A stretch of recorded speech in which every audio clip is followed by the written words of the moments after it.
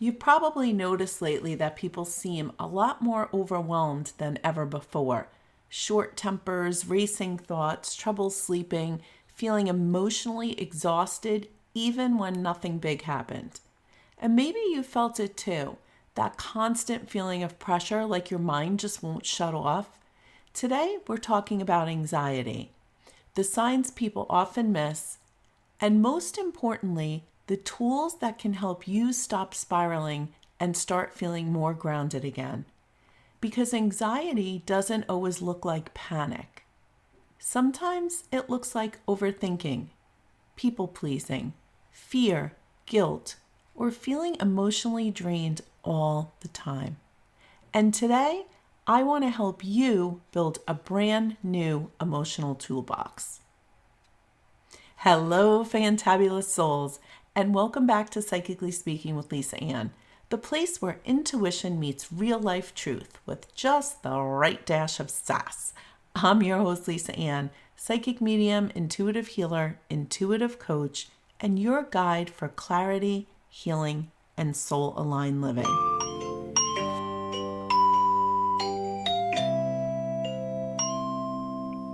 Anxiety has become such a normal part of life for so many people that we don't even realize we're dealing with it anymore. People think, this is just how life is. This is just my personality. I'm always worried. But anxiety affects the body, the mind, your emotions, your sleep, your relationship, and especially your ability to enjoy the present moment. And one of the biggest things I've noticed lately is people feeling emotionally overloaded. There is so much noise going on in the world right now. Bad news, stress, financial pressure, fear, constant stimulation, social media, comparison, pressure to do more, be more, and to fix everything yesterday. I say this all the time. Your nervous system was never designed to live in constant survival mode. So let's start with something important. Let's talk about the 5 signs of anxiety that people often ignore. 1, racing thoughts. Your brain never shuts off. You overthink conversations, future situations, worst case scenarios, or what I like to call the what if game. And you replay things over and over in your mind. 2, irritability or emotional overload. Anxiety doesn't always look fearful. Sometimes it looks like frustration, snapping at people, crying easily, or just feeling emotionally exhausted. 3, trouble sleeping. Those moments where you're exhausted, but your mind just won't slow down long enough to allow you to sleep. Or maybe you just wake up feeling stressed before you even get out of bed and your day begins. 4, physical symptoms. Sometimes people experience tightness in chest, upset stomach, muscle tension, headaches, feeling shaky or overwhelmed. Anxiety absolutely affects your physical body. 5, avoidance. You keep putting things off because they feel emotionally overwhelming.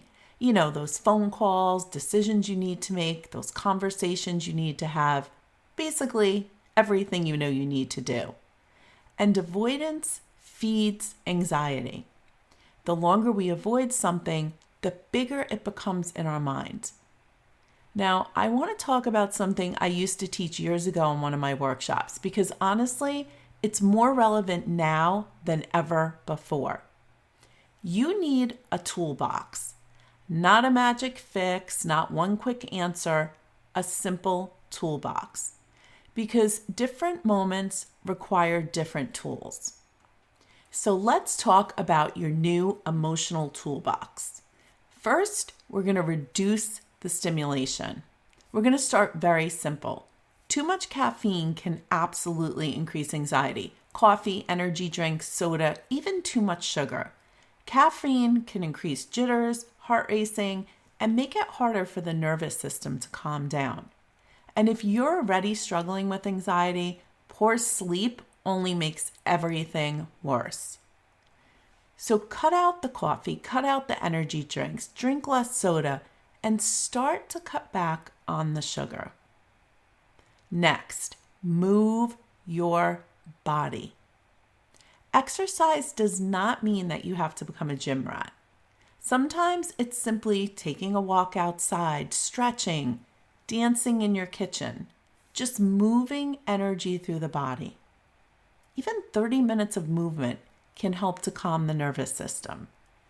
And honestly, when we stay emotionally stuck, we often stay physically stuck as well.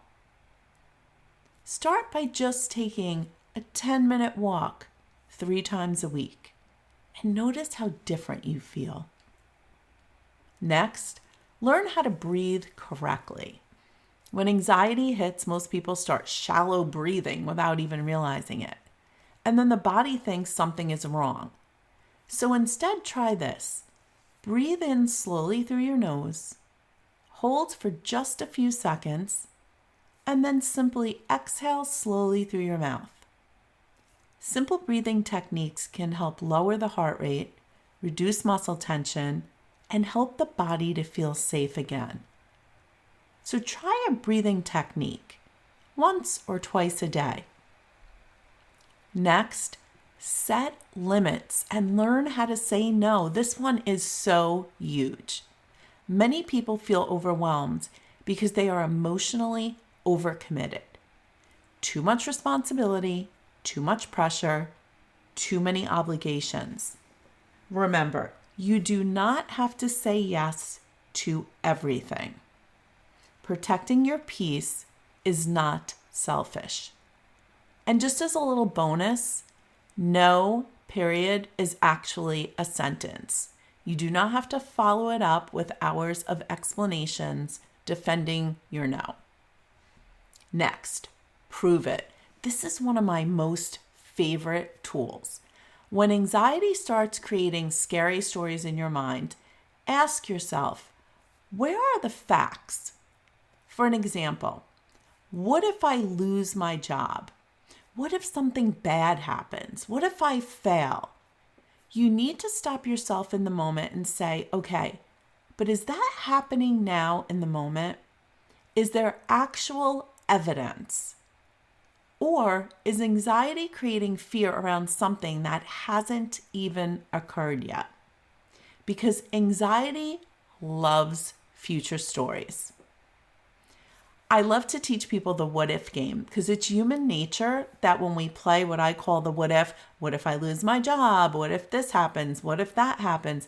It's always interesting to me that we always play the what if game to the negative and not the positive, right? Most people walk around going, what if I lose my job? What if this bad thing happens?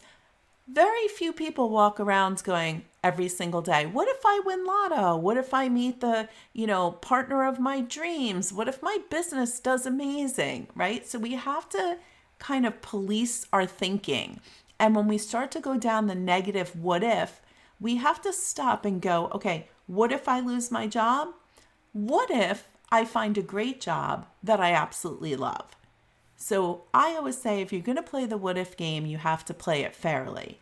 And for every negative what if, you have to think of a positive what if. Next, stay in today. This one absolutely changed my life years ago. So many people ruin today because they're worrying about things that may never happen tomorrow. What if I get sick someday? How will I handle next year? What if this falls apart? Force yourself to come back to today. Be in the present moment, right now, in this moment. You are here, you are breathing, and quite honestly, most of the things we worry about never even happen.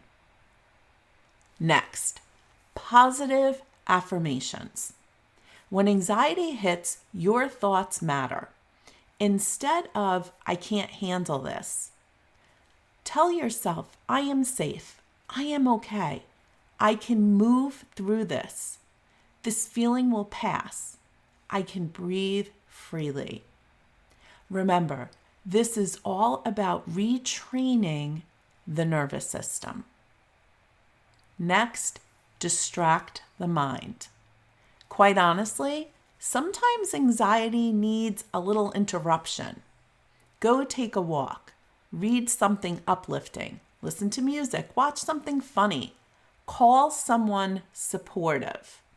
Do something that redirects your focus instead of feeding the spiral. And finally, ask for help. This is huge for so many people. People often think that asking for help means weakness, and I'm here to tell you it does not. Would you perform surgery on yourself?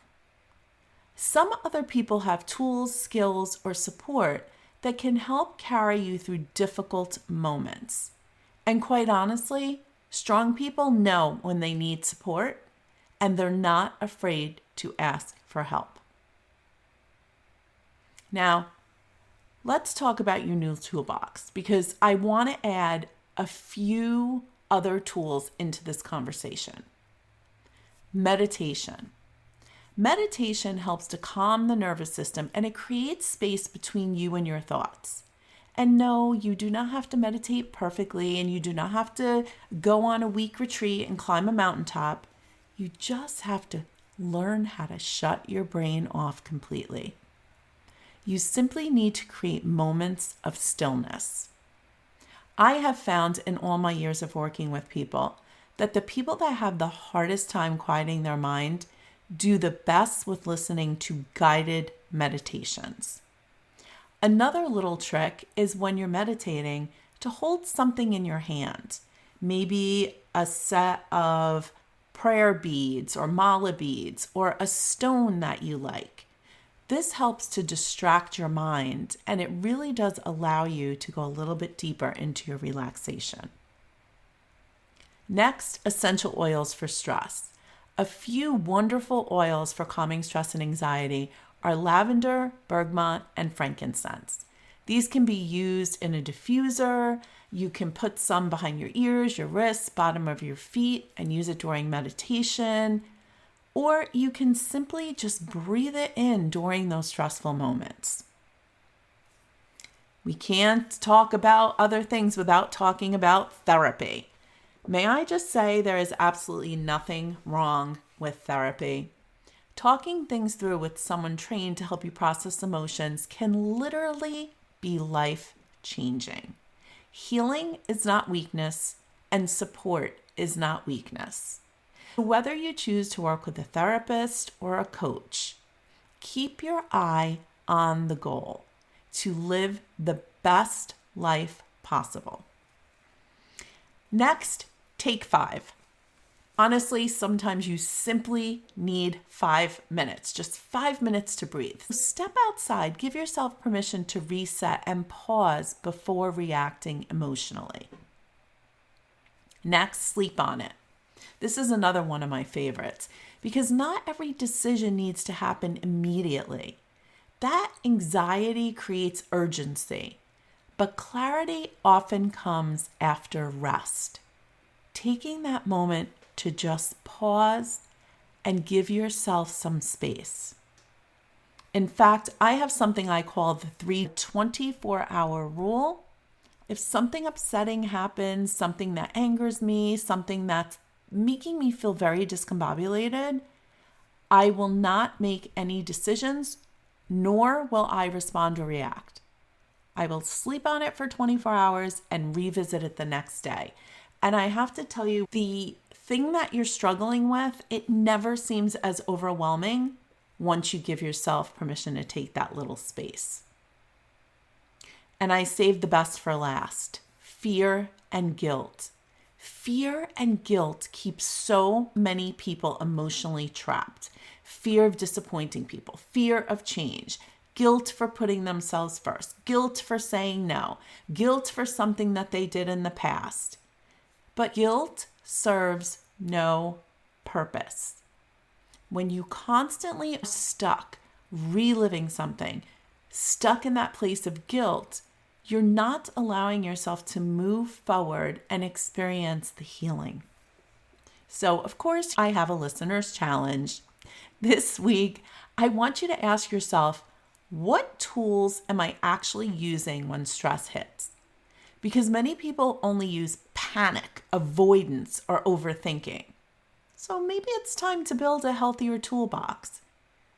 Pick one new tool this week and actually use it. I don't want you to just listen to this episode. I want you to use it. Just one tool, one time this week. And here's my final thought. Anxiety doesn't mean that you are weak. It means that your mind and body are asking for support. And the beautiful thing is you are not powerless.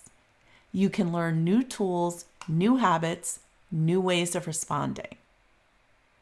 So instead of beating yourself up for feeling overwhelmed, start becoming more intentional about how you care for yourself. And be thankful for the opportunity to build a new emotional toolbox, because every new tool gives you another way to move through life with more peace.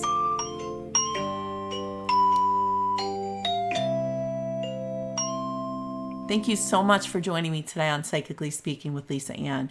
If this episode resonated with you, be sure to subscribe, leave a review, and share it with someone who needs to hear this message.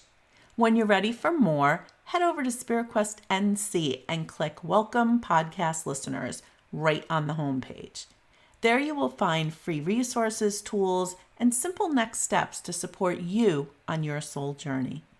And of course, you're always welcome to join me for Psychically Speaking Live, my free weekly Zoom gathering where we connect, reset, and prepare for the week ahead. Until next time, trust your intuition, honor your truth, and keep shining your light.